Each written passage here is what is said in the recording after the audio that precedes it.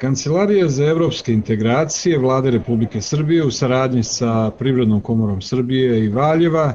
i stalnom konferencijom gradova i opština danas su u Valjevu održali javnu raspravu o nacrtu nacionalnog plana za integraciju Srbije u Evropsku uniju.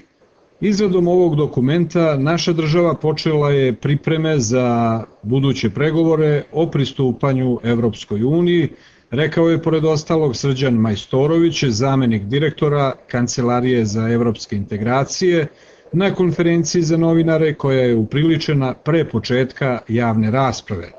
naglasivši da će ovaj dokument predstavljati osnov zakonodavnog plana rada Vlade Republike Srbije do 2012. godine, koja je strategijom pristupanja Srbije Evropskoj uniji označena kao godina spremnosti naše zemlje da preuzme obaveze koje proističu iz članstva u Uniji. Dakle, ukoliko 2012. budemo spremni,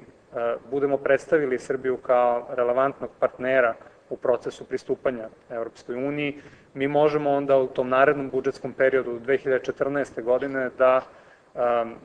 prosto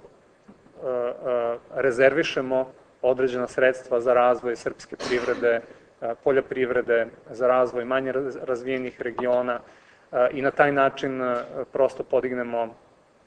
i životni standard svih nas kao građana ove zemlje.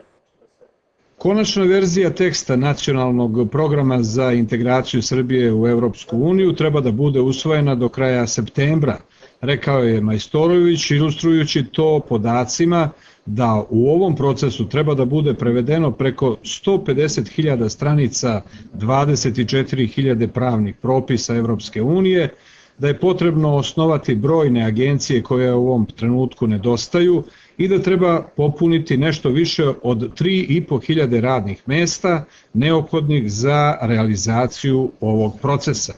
Podsjetio je i na podatak da u ovom trenutku Republika Bugarska, približna Srbiji po površini teritorije i broju stanovnika, dobija iz evropskog budžeta 10 milijardi evra za period od 7 godina, dok naša država dobije 10 puta manju sumu u isto vreme i da ne treba zanemariti podatak da bi naši privrednici zajedno sa poljoprivrednim proizvođačima dobili novo tržište sa 500 milijardi potrošača.